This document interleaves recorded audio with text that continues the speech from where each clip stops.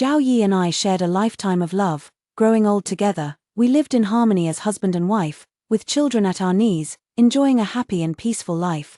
I once believed that in the next life, he would surely marry me again. Yet, after we were both reborn in this life, what I awaited was the news of him proposing to my half-sister, Wen Tang. I know you are wonderful, you have everything, you have many choices for marriage, but Qing is different. If I don't marry her, she will have nothing left. Someone as lively and lovely as her deserves a husband who cherishes her and a peaceful, harmonious life. Fine, in this lifetime, I also want to try being with someone else. Hello, everyone, welcome to my channel. Subscribe us to read wonderful stories every day. Now the story begins. I couldn't believe my eyes as I looked at myself in the mirror. My skin was fairer than snow, and my figure was light and graceful. Just as described in the storybooks, I had been reborn.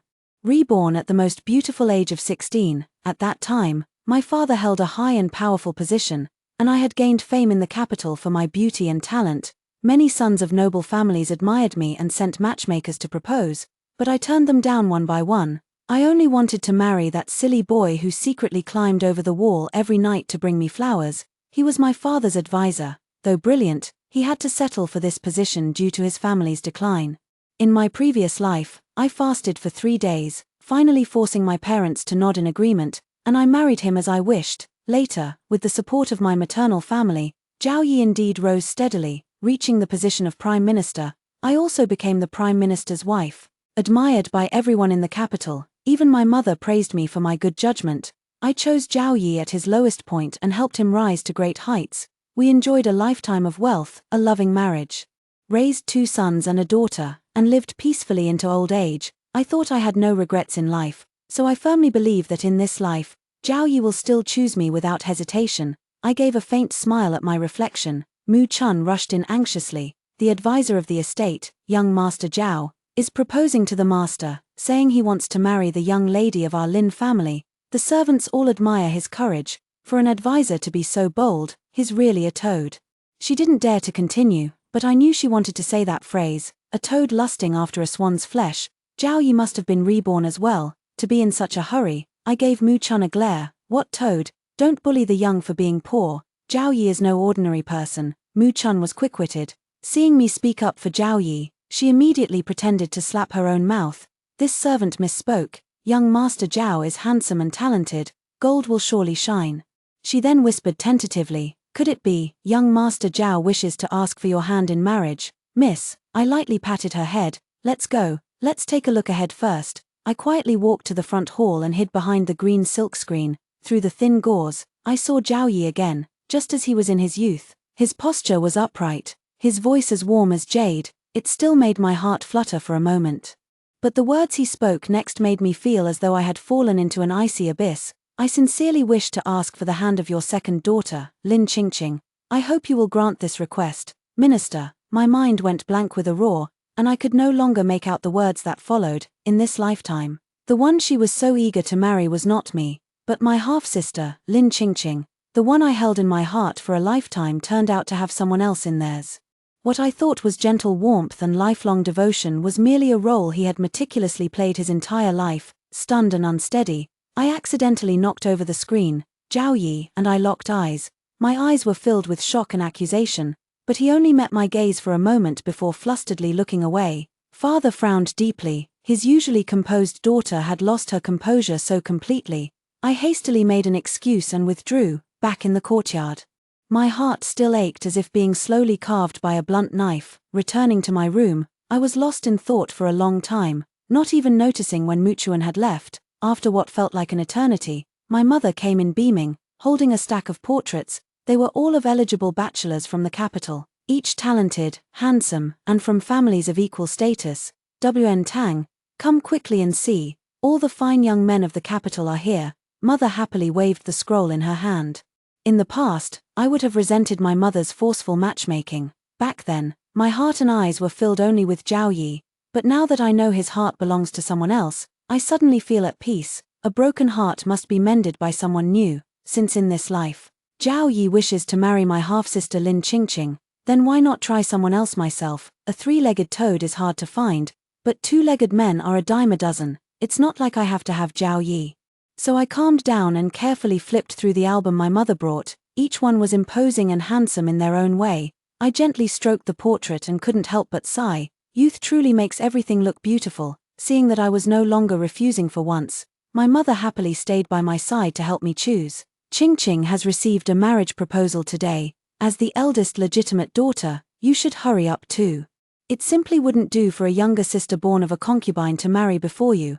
I knew she was referring to Zhao Yi, and my heart still ached as if pricked by a needle, a dull pain lingering. My fingers unconsciously paused on a portrait, Pei Yang of the Duke's residence. Noticing my attention to him, my mother hesitated. Pei Yang's looks are beyond reproach, even Pan would feel ashamed in comparison. But, he's too fond of amusement, even the Duke can't do anything about him. Pei Yang was indeed a notorious playboy in the capital. Apart from avoiding brothels, he dabbled in every kind of entertainment, acting like a child who never grew up. He always claimed that studying was boring and found all sorts of ways to have fun. It was only later that I learned this person was simply too intelligent, with a photographic memory, and the lessons taught by ordinary tutors were truly boring to him. 3 years later, this profligate young lord, whom everyone avoided, had a sudden whim to play around in the imperial examination hall. I heard he slept soundly in the examination hall, snoring like thunder, yet the papers he submitted shocked everyone. The essay's concept was novel, well-reasoned, and the handwriting was neat and elegant, without a single flaw. He just casually took the top spot in the imperial examination. From then on, he became an overnight sensation. At that time, countless noble ladies came to propose marriage, but he found the idea of marriage dull and instead chose to wander the world alone. I, for one, became quite curious about this person. He said to his mother, "I've heard that Pei Yang is exceptionally talented. If he can settle down after marriage, he will surely achieve great things." Mother was still uneasy. "WN Tang, isn't this too risky?" I smiled and said, "What risk is there? At worst, he remains a wayward noble son, and I marry into the Duke's mansion to become a leisurely noble consort. Life wouldn't be so bad." Only then did mother's expression brighten. "That's true. Now I only worry that Pei Yang will straightforwardly reject the marriage proposal, just as he did in my previous life." Just as my thoughts were swirling, I heard the follow-up news about Lin Qingqing and Zhao Yi. My father immediately agreed to Zhao Yi's marriage proposal on the spot. Lin Qingqing is a daughter of a concubine, with a low-born birth mother. She was originally destined to either marry into a humble family or become someone's concubine like her mother. Zhao Yi was handsome in appearance and steady in his actions, and among his father's advisors, he was considered exceptionally talented. With his father's promotion, it wouldn't be difficult for him to become a 7th-rank official. For Lin Qingqing, this was already an excellent path.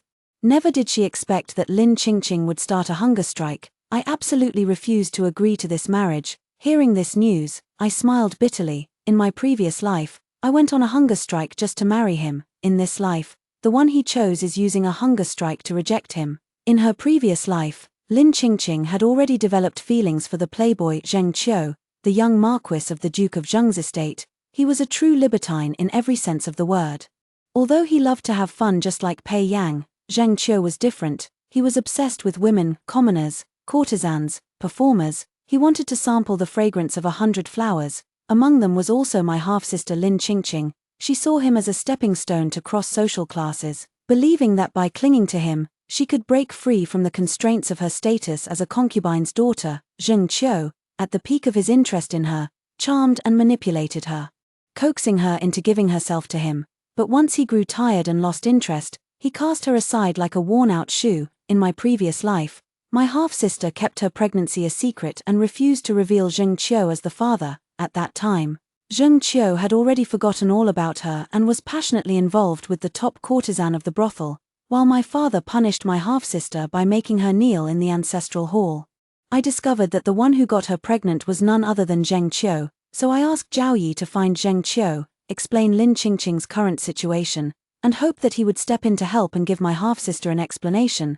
But Zheng Qiu asked nonchalantly, "Who is Lin Qingqing?" This infuriated Zhao Yi so much that he immediately raised his fist at him. In the end, Zhao Yi came back bruised and battered after being beaten by the people around him. At the time, I still blamed myself for having asked him to step in, not realizing that he genuinely wanted to stand up for Lin Qingqing. Later, Lin Qingqing, utterly disillusioned with Zheng Qiu, tragically ended her life by striking her head against a pillar in the ancestral hall. Her father, feeling only shame, publicly declared that she had suddenly fallen ill and died. Now, I suddenly understand why Zhao Yi came to propose marriage earlier in this life. It turns out he wanted to prevent Lin Qingqing from meeting a tragic end, to save her life, but I still don't understand. There were so many ways to save her, why did it have to be marrying her? That night, I heard the familiar thumping sound coming from outside the window. My heart skipped a beat. How could this be? Why would Zhao Yi still come? I hesitated for a moment, then finally pushed open the window. Moonlight poured in, illuminating the profile of the young man by the window. Zhao Yi sat lightly on the windowsill, his legs gently swaying in the air, just like in the previous life. My heart felt a sudden daze. If it were before, I would have joyfully stepped forward to sit side by side with him. He would pull out a bouquet of crabapple blossoms from behind and hand it to me, and we would chat about this and that under the moonlight. He would tell amusing stories. Like how he once climbed a wall to steal loquats from a neighbor's yard as a child and ended up being chased by a dog for half the street. I would also tell him about the embarrassing incident when I was 5, how I hid in a corner of the kitchen, greedily eating sticky rice cakes until I fell asleep, driving the entire household into a frantic search for me. But this time, I didn't step forward to greet him, and there was no begonia flower in his hand. After a long silence, he finally spoke.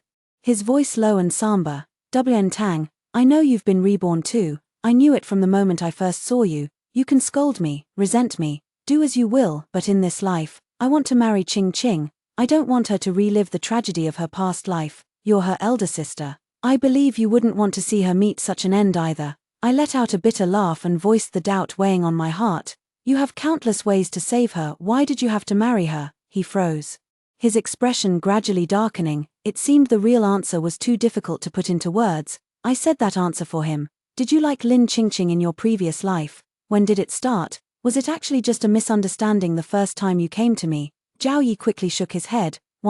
"It's not like that. In my previous life, I truly loved you, without any facade. The human heart, it changes so easily, even I can't control it myself. That time when I hurt my hand, Qingqing bandaged it for me. Somehow, ever since then, I've been dreaming of her." I could hardly bear to listen to the rest, my stomach churning. So the person I regarded as pure and noble in my past life was actually so despicable inside. The injury he mentioned clearly happened after we got married. At that time, I was pregnant, and he accompanied me back to my parents' home. He accidentally cut his hand while trying to pick plums from a tree for me, since I was in no condition to help. Muchuan took care of me, and Lin Qingqing volunteered to bandage his wound. What I thought was just an ordinary incident ended up planting the seed of affection in his heart. Zhao Yi, seeing my silence, explained with a pale face, "WN Tang, I know you are wonderful, dignified, steady, and full of talent. You have many good options for marriage, but Qingqing is different. If I don't marry her, she will have nothing left. Someone as lively and lovely as her deserves a husband who cherishes her and a peaceful, harmonious life." His voice grew softer, yet each word was jarring. I tugged at the corner of my mouth, a cold laugh escaping. In that moment, I seemed to understand him a little. Since fate allowed a do-over, why should I repeat the script of my previous life? I should try flavors I've never tasted before. I let out a long sigh and said with relief, "Fine, in this lifetime. I want to try someone else." As soon as I finished speaking, Zhao Yi became uncomfortable. A hint of unwillingness suddenly appeared on his face, and he asked me timidly, "In this lifetime, who do you want to choose?" I chuckled lightly. There's no need for young Master Zhao to trouble himself with that. "But I hope tonight will be the last time you come here. If you return, I can't guarantee someone won't drag you before my father to answer for your actions."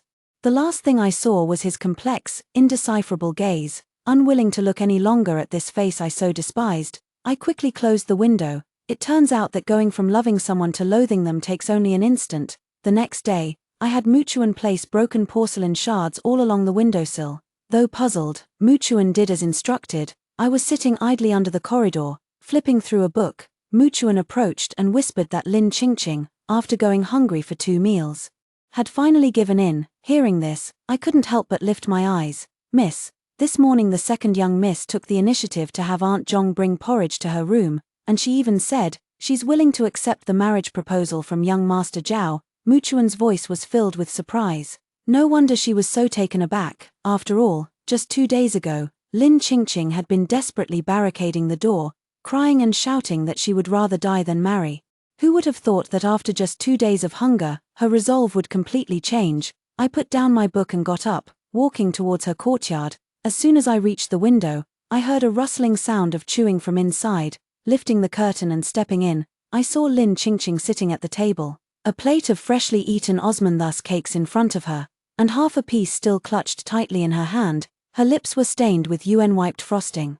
But her eyes were terribly red. Seeing me come in, she paused her movements, and before I could speak, tears had already begun to fall plop, plop straight down, hitting the fine white porcelain plate and splashing up tiny droplets. Sister, I really can't hold on any longer. Her voice was weak and full of grievance. The first 2 meals I skipped, I could still tough it out. Last night, my stomach was growling so much from hunger that I couldn't even close my eyes. This morning, when I smelled the porridge wafting in from outside, my legs went weak, and I couldn't even stand steadily. As she spoke, she lowered her head and took a fierce bite of the pastry in her hand, swallowing it almost without chewing, as if in defiance. I really don't want to marry that Zhao fellow, but I can't just starve myself to death, can I? She hung her head, her fingers unconsciously clenching, crushing the remaining half of the pastry into a shapeless mess. Her voice was filled with resentment. I thought young Marquis Zheng would surely send word that he would come to my rescue, but he didn't even send anyone to ask about me refusing to eat. Sister, am I terribly foolish? I silently handed her a handkerchief, watching as she wiped her unstoppable tears while still unable to resist picking up another pastry and stuffing it into her mouth. My heart was filled with mixed emotions. In this life, Lin Qingqing ultimately failed to remain as stubborn and unyielding as she had been in her previous one. Just 2 bouts of hunger had worn away her lingering illusions about Zheng Qiu. Indeed, because Zhao Yi had proposed marriage first, her ill-fated relationship with Zheng Qiu hadn't reached the point of throwing herself into it like a moth to a flame, so she naturally wouldn't have lost her life in vain. Zhao Yi has finally achieved his wish and can marry Lin Qingqing.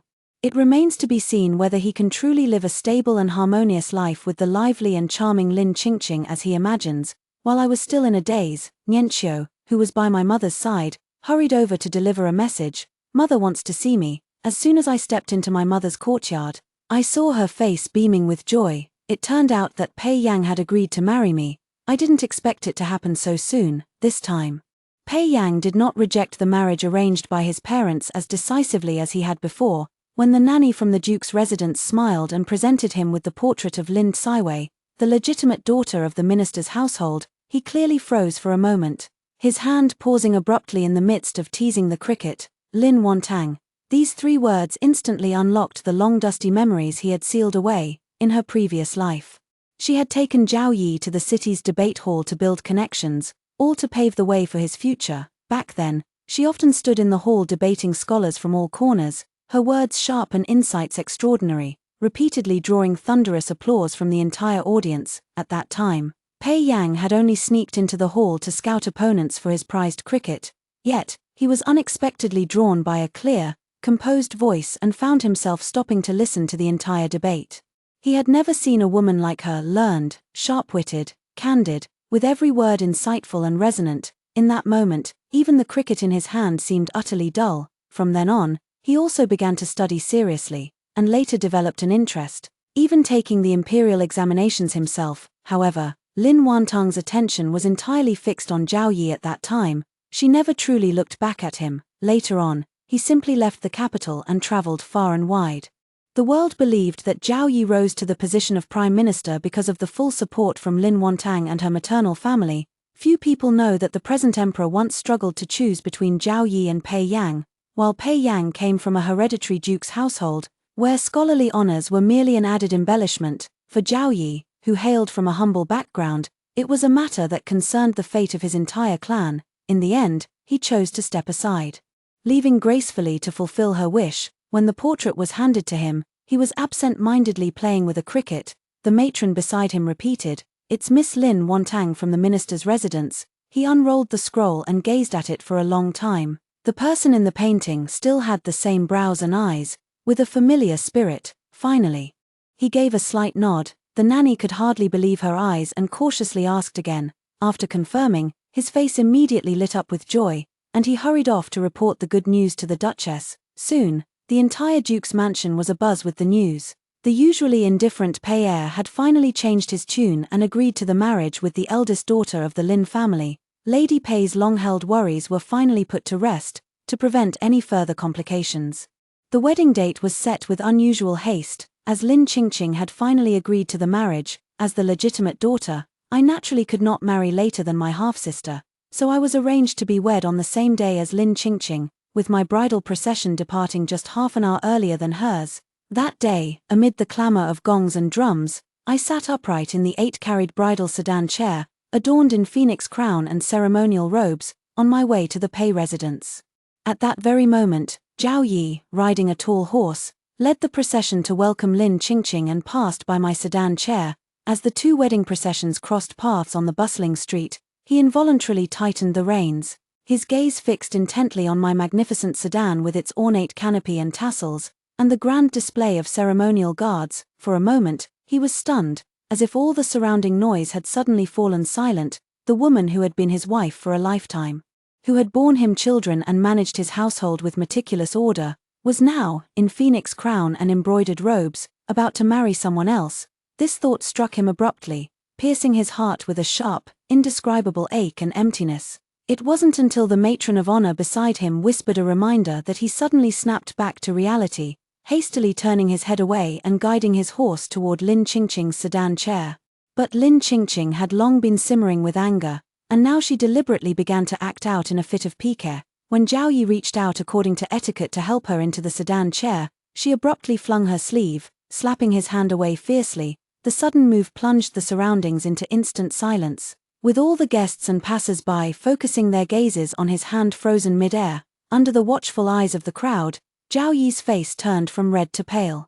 Shame and embarrassment nearly overwhelming him, he listened to the suppressed whispers around him, watching the figure beneath the bridal veil that showed no attempt to hide its resistance, and his heart gradually sank to the depths. Amid the jarring festivity, a cold thought emerged with clarity. Perhaps he had truly been wrong. He should not have rashly gambled his lifelong happiness on a momentary, misguided infatuation.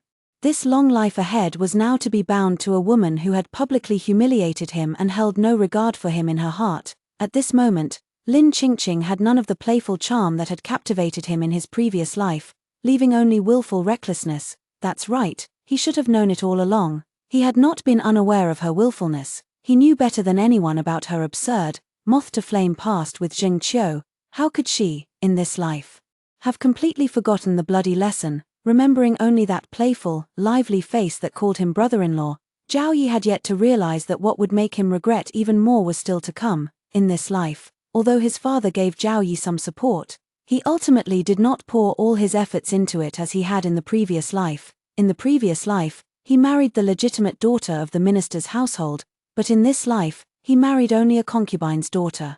Therefore, his father only secured him the position of a county magistrate in Pingyang. The place was remote, and many officials in the capital were unwilling to go there, so his father took the opportunity to assign the vacancy to him. Although he was only a 7th-rank official, if it were up to Zhao Yi himself, he might never have been able to climb to this position in his entire life. Lin Qingqing had long resented Zhao Yi for forcing her into marriage. And now that she had to leave the bustling capital with him for a remote county, her grievances and unwillingness surged uncontrollably. On the day of returning to her parents' home, we arrived at the mansion at the same time. Before even entering the backyard, faint sounds of an argument could be heard from within. Lin Qingqing was weeping like a rain-drenched pear blossom, sobbing to Aunt Fan, unwilling to go to Pingyang. "What kind of desolate place is that? I don't want to go." Aunt Fan softly consoled her from the side. "No matter what, you are now the legitimate wife of a 7th-rank official, far better off than your mother ever was. Who cares about being a legitimate wife?" Lin Qingqing choked out, interrupting her. "I'd rather be a concubine in the capital than a lady in a godforsaken place like that. What's the point?" At that very moment, Pei Yang and I happened to be walking side by side. Zhao Yi looked up and met my gaze directly, his face instantly flushing a deep purple, so embarrassed he wished the ground would swallow him. It made me realize that what he called a choice for love was nothing but his own wishful thinking. Just then, Pei Yang's hand holding mine suddenly tightened. He naturally drew me closer, leaning intimately against my shoulder. I was just thinking his behavior was somewhat unusual when I heard him say softly to me, "Madam, I heard you keep many beautiful flowers. Would you take me to see them?" There is indeed a small flower bed beneath the pavilion in my courtyard, planted with many rare and exotic blooms. I suppose in my previous life, Zhao Yi must have seen these things, which is why he deliberately catered to my preferences and often sent me begonia flowers. Now, thinking back, it was merely a common trick he painstakingly orchestrated, devoid of any genuine, original intent. As we walked away together, I vaguely heard Lin Qingqing muttering behind us, "Sister is so lucky to marry into a powerful aristocratic family in the capital, while I'm stuck with someone so useless." Aunt Fan, fearing she would offend Zhao Yi, quickly pretended to swat her and hastily said, "How can you compare yourself to your legitimate sister? To marry young Master Zhao is already your good fortune." Zhao Yi remained silent, just staring blankly at the departing figures of Pei Yang and me walking intimately together, his expression dazed. He had once married the legitimate daughter of a minister. Such glory in his past life was originally such a great blessing. Those who have been fortunate often fail to realize it, truly believing it was all due to their own abilities. Zhao Yi suddenly felt that he was truly ridiculous. At this moment, what surged in his heart was not just regret, but also an overwhelming sense of guilt. Before leaving the Lin residence, my mother deliberately pulled me aside to chat for a long while. Her words, directly or indirectly, always circled back to Pei Yang. "Is he treating you well? Are you still as obsessed with cricket fighting as before? Are you now willing to focus on studying?" I smiled and interrupted her endless questioning. "Everything is fine, Mother, rest assured. He now spends every day studying with me in the room.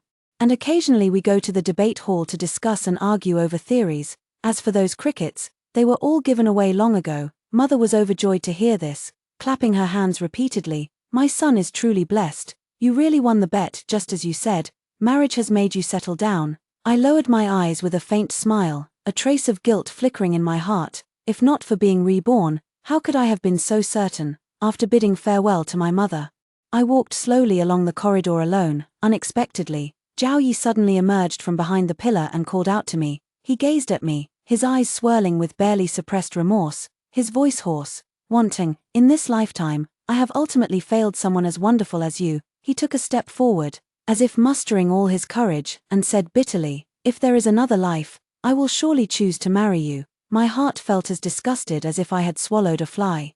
So disgusted that I couldn't speak. Just then, Pei Yang appeared from the moon gate, walking straight towards me and gripping my hand, stepping half a pace forward to shield me behind him. His tone was calm, yet each word was as clear and sharp as a blade. "If there's a next life, it still won't be your turn." Zhao Yi's face suddenly changed, as if he had been slapped, a pale and disheveled look spreading across it. Pei Yang, however, no longer looked at him, turning only to me.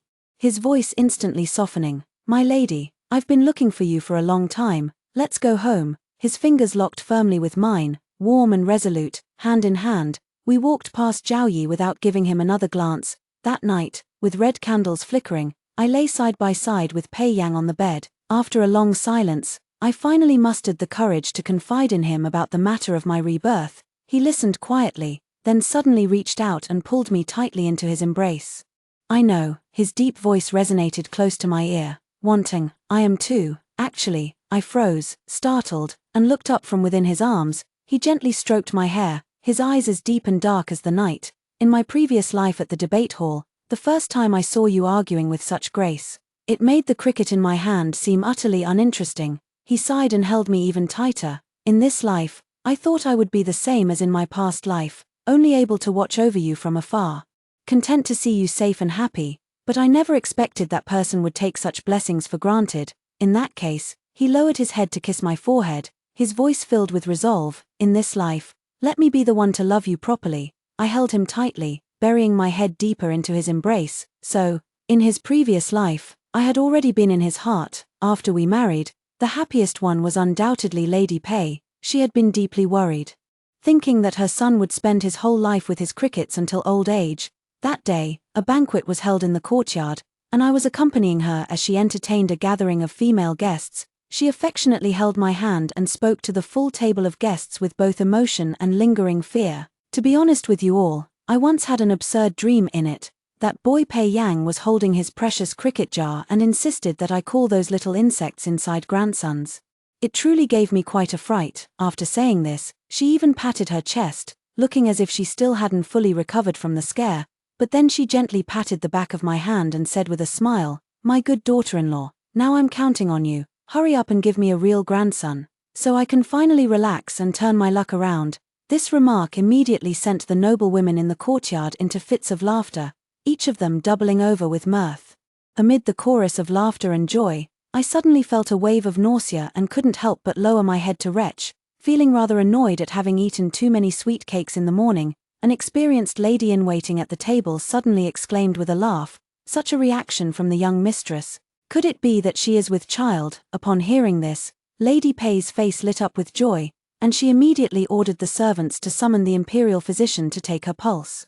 Sure enough, the physician diagnosed a pregnancy, already more than a month along. That evening, when Pei Yang returned to the mansion and heard the good news, he jogged all the way back to his room. As soon as he saw me, he reached out to embrace me, but then quickly pulled back, afraid of touching my stomach. He looked flustered and at a loss, just standing there scratching his ear and grinning foolishly, seeing him so overjoyed and unsure of what to do.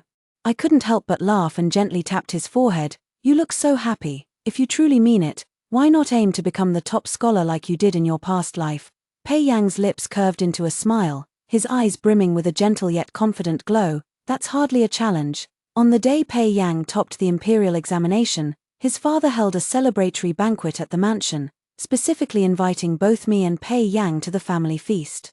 I never expected to meet Zhao Yi at the banquet, who had returned to the capital to report on his duties. I had vaguely heard some rumors about him and Lin Qingqing before. After their marriage, he and Lin Qingqing, whom he had longed for half his life, ended up as a resentful couple. Not only did he never step into Lin Qingqing's room, but he also took several concubines in succession. Aunt Fan almost daily came to my father, weeping until her tears nearly ran dry, but what could my father do?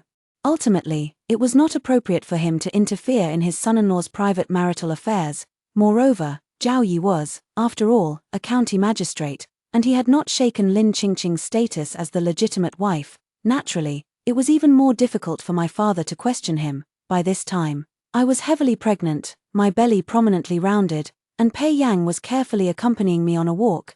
Zhao Yi and Lin Qingqing stood not far away, their gazes following us the entire time. Their eyes filled with complexity, my half-sister's eyes held envy, while Zhao Yi's were filled with regret. Due to my pregnancy, I've been particularly fond of sweets lately. In the evening, Pei Yang had just bought freshly made Osmanthus sweet cakes and was carefully feeding them to me. We sat side by side on the swing beneath the crabapple tree in the courtyard. Chatting and laughing softly, I happened to look up and saw a familiar figure standing motionless in the distance. It was Zhao Yi. He was even holding a bouquet of crabapple flowers in his hand, his gaze complex as it fell upon my prominently rounded belly. I didn't want to spare another glance for this man who wanted everything his way, so I lowered my head and took another bite of the pastry Pei Yang had handed me. Just then, Lin Qingqing suddenly burst out from behind the corridor, a gleaming short knife in her hand, and madly stabbed Zhao Yi. "It's all you. If you hadn't interfered, Zheng Qiu would be marrying me today." Her voice was shrill, every word bleeding tears. It turned out that today was the wedding day of Zheng Qiu, the young Marquis of Duke Zheng's mansion. Back when Lin Qingqing had just connected with Zheng Qiu, Zhao Yi's self-initiated marriage proposal completely disrupted everything, although Zheng Qiu was far from a good match. Lin Qingqing always felt that if it weren't for Zhao Yi, she could at least have married into the Duke's household. Even being a concubine would have been better than following Zhao Yi into exile to a desolate place like Pingyang. A cold glint flashed, and blood instantly stained Zhao Yi's robe, as well as that ridiculous bouquet of crabapple blossoms. Although Zhao Yi narrowly escaped death, he was left with a lifelong disability. Lin Qingqing, overwhelmed by shock and despair, hanged herself that very night. Her father, consumed by guilt, eventually brought the disabled Zhao Yi back to the Lin residence, keeping him in a secluded corner of the backyard, where he remained for 10 years. A decade passed, and Pei Yang had risen to become a powerful and highly respected prime minister in the court. And I, just like in my previous life, became the much-envied wife of the prime minister. On a clear and crisp autumn afternoon, it happened to be Pei Yang's day off. We took our son and daughter back to the Lin family to visit my father and mother. In the courtyard, the autumn breeze was gentle.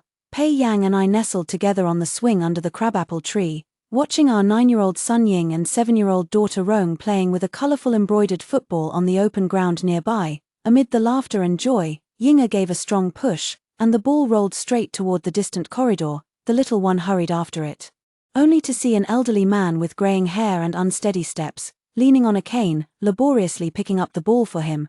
The moment the old man looked down and saw Yinga's face, he froze in place, his gaze seeming to pierce through time. Breathing heavily, his voice hoarse, he asked, "Is your mother, Lin Wantang?" Yinga looked up and nodded obediently. "Yes, Grandpa, could you please give the ball back to me?" The crisp call of Grandpa sent a shiver through Zhao Yi's body.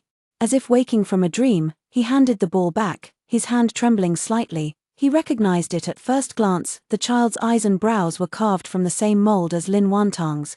That composed demeanor was clearly the shadow of Pei Yang. The address old Grandpa completely shattered his last bit of days, pulling him back to the ridiculous and cruel reality. It was he who had personally pushed away the within-reach stable happiness, willingly yielding it to others.